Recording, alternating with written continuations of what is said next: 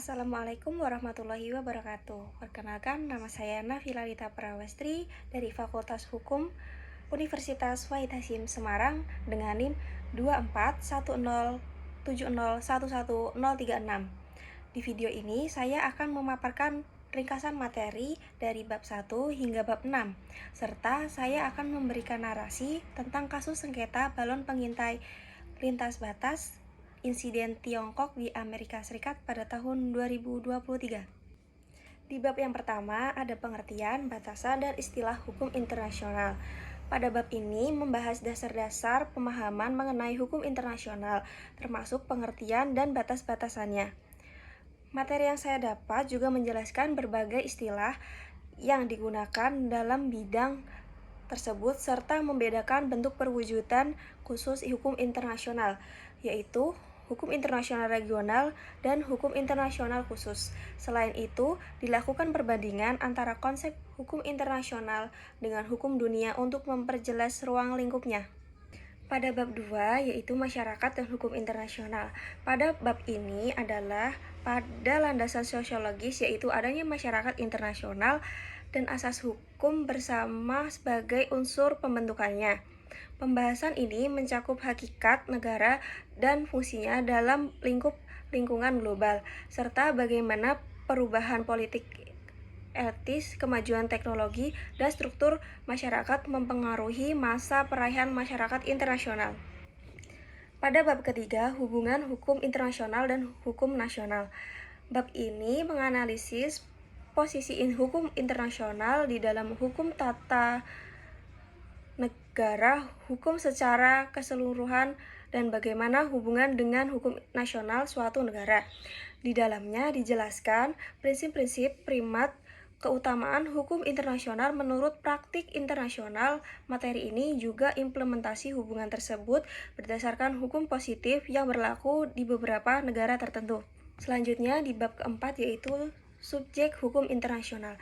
Materi ini mengidentifikasi entitas-entitas yang diakui sebagai hukum internasional. Subjek-subjek tersebut meliputi negara, taktacusi, dan organisasi internasional. Selain itu, entitas lain seperti Palang Merah Internasional, orang perorangan, individu, serta kelompok pemberontakan atau pihak bersengketa juga dikategorikan sebagai subjek hukum dalam konteks tertentu. Di bab kelima, yaitu sumber hukum internasional. Bab ini menguraikan berbagai sumber formal yang digunakan dalam hukum internasional. Sumber utamanya terdiri dari perjanjian internasional, tata cara pembuatan hingga pengakhirannya, kebiasaan internasional, dan prinsip hukum internasional.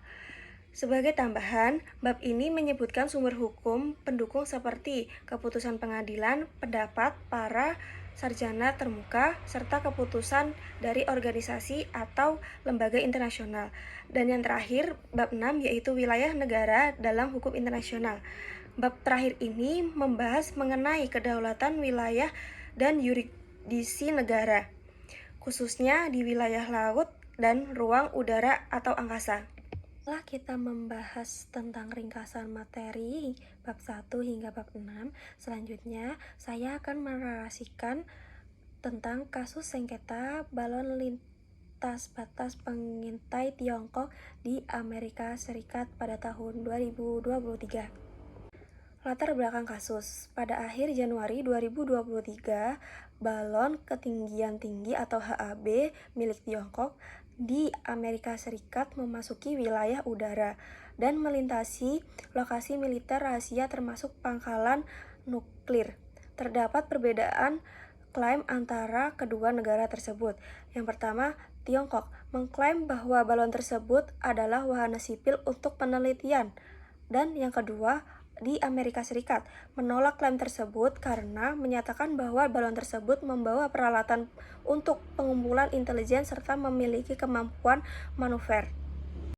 Di penyelesaian dan dampak kasus ini terdapat beberapa, yaitu tindakan militer. Pada 4 Februari 2023, atas perintah Presiden Joe Biden, jet tempur F-22 menembak jatuh balon tersebut di perairan Samudra Atlantik. Yang kedua, Hasil analisis Amerika Serikat menginformasikan bahwa puing-puing balon mengandung peralatan canggih untuk pengumpulan intelijen. Yang ketiga, dampak diplomatik. Insiden ini menyebabkan pembatalan kunjungan Menteri Luar Negeri Amerika Serikat ke Beijing dan memperburuk hubungan bilateral kedua negara tersebut. Yang terakhir, kesimpulan, yaitu kasus ini menegakkan hak negara dalam mempertahankan kedaulatan negara, wilayah udara, serta hukum udara internasional terhadap ancaman teknologi dan pengintai lintas batas. Sekian narasi yang dapat saya sampaikan. Kurang lebihnya mohon maaf bila ada salah kata. Wassalamualaikum warahmatullahi wabarakatuh.